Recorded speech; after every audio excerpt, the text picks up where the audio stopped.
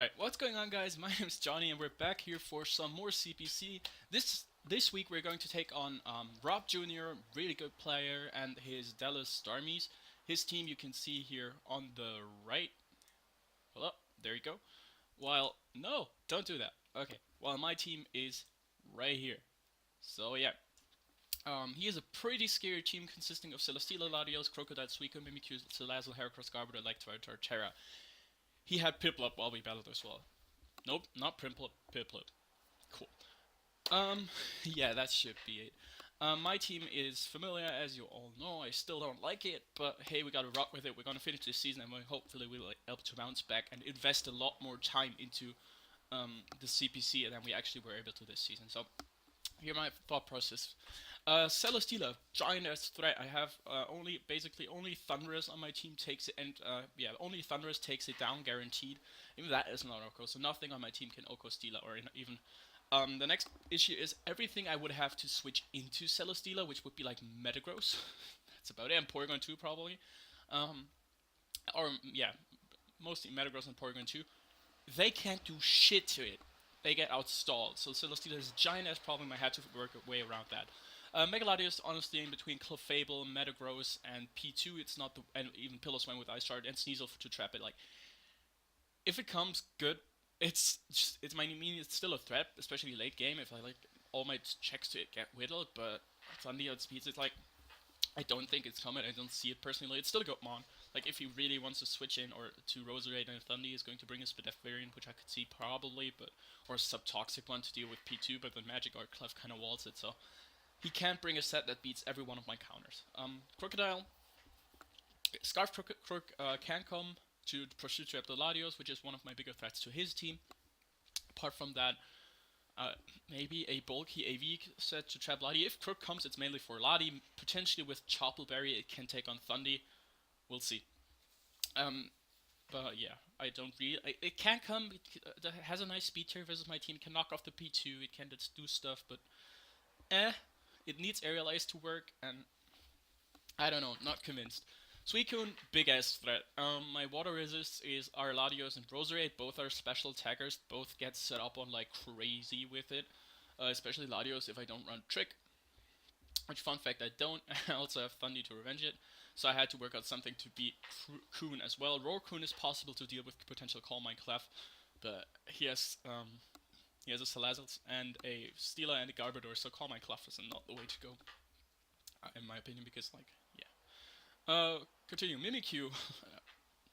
Like, if I don't bring Sneasel, which, spoilers, I'm not, because Sneasel just doesn't do enough to Steela and Suicune, if I don't bring Sneasel, that thing is a real problem to my team, especially late game when everything is like put in Shadow Sneak range. I do have stuff to check it though. My team is bulky enough to where Mimikyu doesn't get any Okos, and it's not Ghost Weak enough to where Mimikyu is really threatening. Like, Shadow Sneak doesn't kill Metagross, and I packing Bullet Punch most likely. So there's a couple of things I really can do to work around this thing. So yeah, it's a problem, but not that bad. The bigger problem are the next two mons. Salazzle is way too scary. It outspeeds my entire team. It's just like my lack of win cons showing again. I that's one part of the things I don't like about my team. I have a lot of threats and even powerful hitters, but I don't have a dedicated late game cleaner. I struggle to clean up late game once I whittled everything down because my team is just not fast enough or Sneasel can't hit hard enough to do it. I'm really dependent on Agility Thundy, and then with Rocks up and like one Scarf and whatever, and Thundy is really hard to set up, so nah. Yeah, so that's a big ass problem. I'm bringing can Subtoxic stall like everything, beat Clefable, just 60 to 70 or to Latios with Sludge Wave. I have to prep really heavily for that thing to not get beaten by it if it comes. Heracross is another problem. You might think I have Clefable, but Clefable, if it SDs on the Switch and has like Flame Orb, Guts, Facade, Clefable just drops. There's like nothing I can do. So I have to basically be able to check this thing offensively. I'm bringing a bulky Mega Heracross, which can take one hit, but even Facade is going to just plow through that. Metagross doesn't appreciate it. I can never let it sit up, and then like my play always go Latios, and then I have Draco and Psyshock to kill it with. So I'm good on that part, though. I think Garbodor, if it comes, it's going to be a Spike Stacker because I usually tend to bring hazard removal.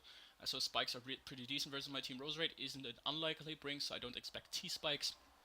Regular spikes are definitely a thing. And he might bring it just because Clef is like mildly annoying to his team. If I somehow manage to get rid of the stealer, Clef gets like it can become like an issue. Or just switch. He doesn't want to switch Stealer into like a life orb offensive fire blast or whatever. Evire, could be like AV or whatever to check my Thundy. Scarf doesn't make a lot of sense. He needs a lot of coverage. I honestly, it might come, but I can deal with it. And Torterra, if it comes, it's just Stealth Rock. Like it's Torterra. It's not going to do much else. So yeah, let's hop over to the match. Right now, I brought Clefable, Thunderous, Latios, Mega Heracross, Metagross, and Pillow Swine. From right to left. Pillow Swine, mostly Spadef, so I can take even 2 Specs Fire Blasts, I think, or Life Orb Fire Blast, maybe 3. From Salazzle, so good switch into that. I can beat the Crocodile with Ice Shard. I can beat the Garbodor. I can get a set up Stealth Rocks on a lot of his team. I can even tank 2 to 3 Scalds from Suicune, depending on his spread. Yeah, so there's that. Metagross is a Sugar Berry variant just to be able to check the Mega Latios. I mean, my team deals with it relatively well, but I still had to bring a check for it. Right, I can't go into a match unprepared for a Mega Latios. That's just not doable. I also have Bullet Punch to potentially break a Mimikyu to disguise late game because I live a Shadow Sneak if I'm like at 32% non-life. If I'm at 32% life of Shadow Sneak, can't knock me out, which is like cool. Mega Heracross, I had the worst from move slot syndrome in my life. I definitely needed Bullet Seed. I needed something that can just plow through Suicune and put it in range of a Psyshock from Latios. Like, even if I needed a safety measure, right? Even if Crocoon, which is like defensive, sets up on me, I needed to be able to take it out. And the way I wanted to do that is I made a Heracross, a really fast Mega Heracross that also should be able to outspeed anywhere, Celesteela. That's not timid, which I don't expect, because I think like the defensive set, or at least a bulkier spread with maybe max attack should be better versus my team. I can outspeed Suicune, do 70% or so with Bullet Seed, and then revenge it with Thundy or Lati, no problem. So that was kind of my way of dealing with this. I needed close combat, I needed Pin Missile to hit the Mega Latios. Hindsight, I probably shouldn't have run Pin Missile but Earthquake, just because I have such good checks to Mega Latios, and I ran Facade in case the Suicune burnt me, that I needed something to hit that as well. But right here, looking at this Garbodor, I can switch into my Heracross pretty freely. That being said, Close Combat will still do like a third, so like 33%, so it's not really a good switch-in, but, it's a switch-in. Latios, just straight up Life Orb offensive, 3 attacks with Thunderbolt, Psyshock, and Draco. I need these coverage moves to be able to successfully take on his team, but with this, I'm such a huge threat to him. I have Roosted and Lasso just because if Steela is like a bulky variant, and he doesn't have Leech Seed, or he on the Leech Seed, I can recover and then go out to something. Thundurus is actually Mixed Defiant with U-Turn, Expert Belt with U-Turn, Superpower, Dark Pulse, and T-Bolt to be able to take on like Crook, Lottie, which were in my opinion the most likely switch-in apart from Evire, and I can U-Turn on all of them and go into the respective check. I needed Thunderbolt just to do as much damage as possible to Suicune and Steela. I do also 60-70% to Heracross, but unfortunately I don't OHKO, so there's a problem. And last but not least, my favorite set this week, we have a Babiri Berry counter Clef with Soft-Boiled Stealth Rock, not Stealth Rock, Soft-Boiled, Moonblast, Fire Blast, counter. I just mentioned that. Oh god, I'm dumb. To take on the Celesteela, because once the Celesteela drops, Latios is such a big threat to his team, so I Metagross as well, but there he brought me, so Suicune. And I last minute removed Thunder Punch from my Metagross, so that sucks. But I felt like Earthquake was just better in general, and I didn't want to dodge the Bullet Punch just because Mimikyu is a big ass threat. So right here, let's hop into the match. I decide to lead off with my Thundurus just because I feel like his most likely lead is can be Suicune because it beats a lot of my team. And Thundurus, even if he leads Scarf Crook apart from Stone Edge, can OHKO me, and if he leads with that, I can just capitalize on that way too much. I can just U-turn out at +1. I debated going for Superpower here, which might have been my better play, but I still expected like a double switch or whatever on the Superpower, so I wasn't sure. Hindsight, I should have Superpowered here, but I decided to just U-turn out, as he reveals to be a Scarf variant, so that's good knowledge for me, but without the Expert Build, I don't do enough. But I can go right out into my Mega Heracross, get my Mega off. No, I actually double into Latios, right? Predicting his Garbodor, I put pressure on this way. And now I can just safely throw out a Draco Meteor. I really, really wanted to Psyshock or T-Bolt here, but the threat of Pursued Crocodile lurking in the back, I couldn't risk it because Latios is just too important. And here you can see my struggle, right? What do I go into now? So I just decide to stay in here to scout his set. I popped the one Berry, which is nice, but now he gets off a Heavy Slam. I expected him to Leech Seed to keep this healthy, but this is offensive Celesteela. So right now I basically sacked my Latios and my Thundy, which were my biggest offensive threats, and they're really low now. Good thing is he doesn't have any apparent priority on his team though, so that's nice, and I can deal with his Scarfer with my priority, rather using bulk hits as well. So right here I hard switch out into my Mega Heracross. On the next Heavy Slam I'm pretty bulky, I know I can tank. But he already did so much damage to my team with Steela. I can close combat the Garber. As you see, this 38%, though that's not a good switch in. I predict him to spike up here, so I just go for another close combat.